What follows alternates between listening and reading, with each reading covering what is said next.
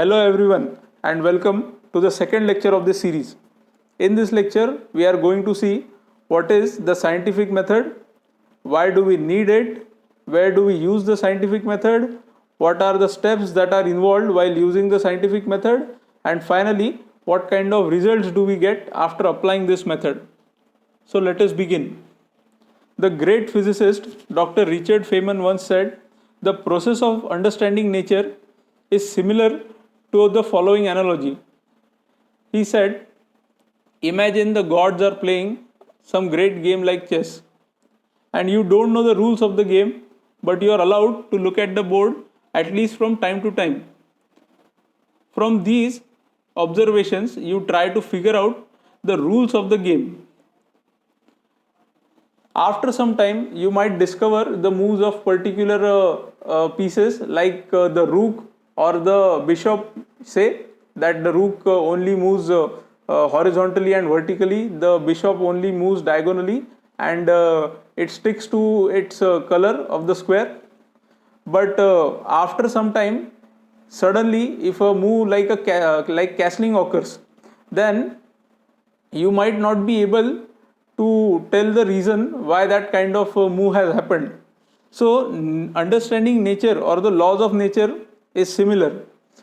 You go on observing nature and you try to find the similarities between the behaviors of some processes, unless you reach a process in which the existing information or knowledge is not sufficient to describe that process. So we go on investigating newer and newer laws that are able to describe a given process, and then we try to develop theories or hypotheses that try to explain those laws.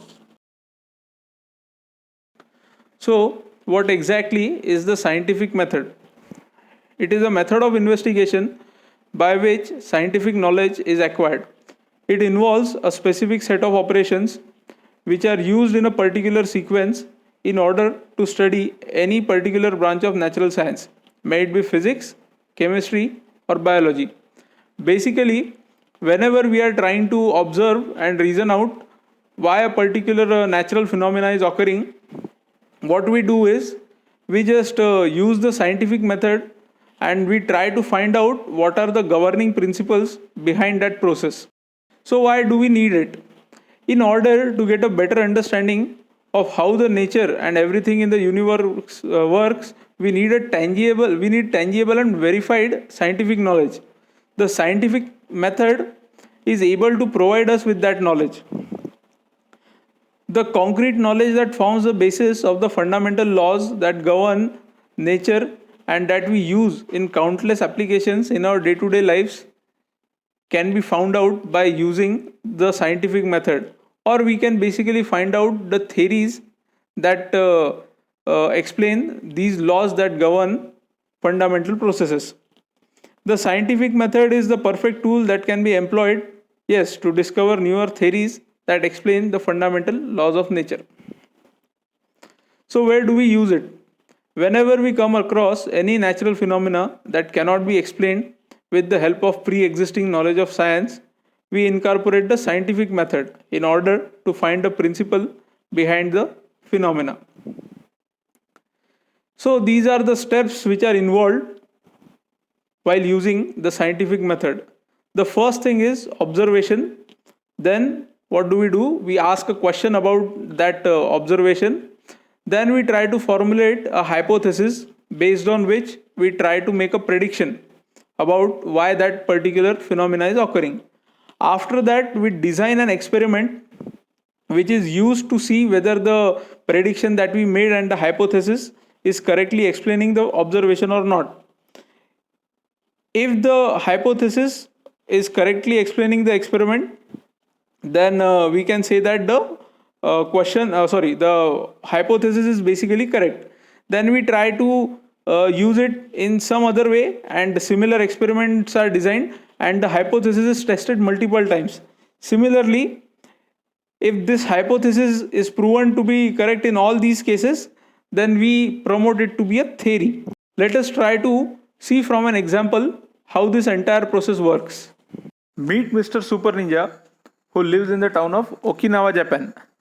Unlike most superheroes, Super Ninja does not possess any unrealistic superpower, but he is a quite intelligent superhero.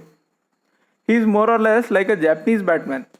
In his fight against the criminals, he is accompanied by his partner and bike, the Kawasaki Ninja 300. Super Ninja also happens to be a huge fan of this YouTube channel and never misses any of its videos. One fine day, while he was just chilling, Super Ninja receives a call from somebody saying a bunch of gangsters were trying to rob a bank somewhere. So he quickly grabs his gear and hops onto his bike. But as soon as he pushes the starter button, he realizes something isn't right, as his bike didn't sounded too well. Super Ninja, being a science savvy guy, decides to tackle this problem by using the principles of the scientific method. So, the first thing that he does is to ask a question, which in this case would be, why isn't the bike starting? Here, he takes a moment to think and comes up with a hypothesis that an empty tank must be responsible for this starting problem. Now, recall, a hypothesis is a probable explanation for any observed phenomenon. Based on this hypothesis, he makes a testable prediction that if he fills up the tank, the bike will start again. Now, if this hypothesis works and his bike starts, we may say that everything turned out to be okay. But what happens if this hypothesis does not work? Then the Super Ninja has to come up with newer hypotheses until a point where he reaches a hypothesis that is correctly able to predict what is wrong with the bike and explain the cause of the starting problem. This is how we can use the scientific method in order to find new and more general theories that are capable of explaining a large number of laws of nature. The entire process of this method is quite rigorous actually, and may require multiple iterations before we finally come to a conclusion.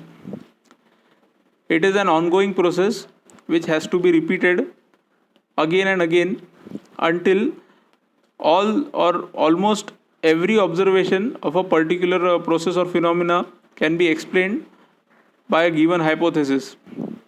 Let us try to go through some real life theories that have been using the scientific method for many years and they have evolved to their current state.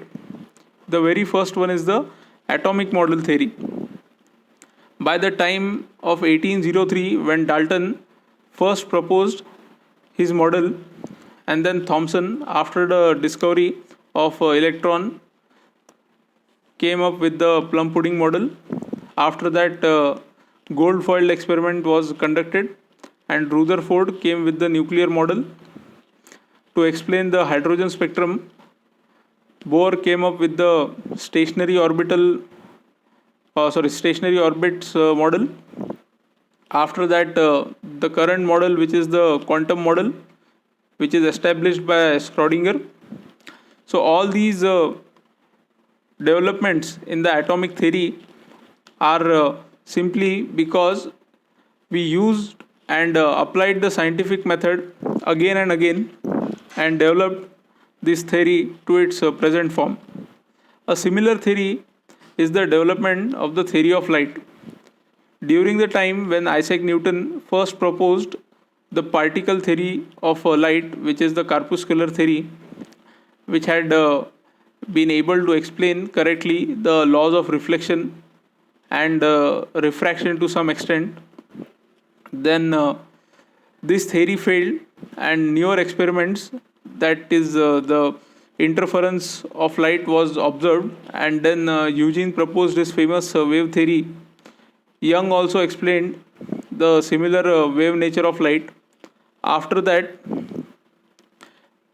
Maxwell came up with the electromagnetic theory of light, which again was challenged by Einstein when he observed the photoelectric effect. So then again there was the particle nature, which was again proven to be the photon, which is the particle, and then today we accept both these things, that is the wave as well as the particle nature of light. So this theory has also evolved from the use of the scientific method, but this is not always the case. The theory of relativity, which is also a very famous theory, also the Einstein's theory of gravitation, these are not the outcomes of the scientific method. So we use the scientific method, but sometimes it is a sheer luck factor by which newer theories can be developed. So that is all.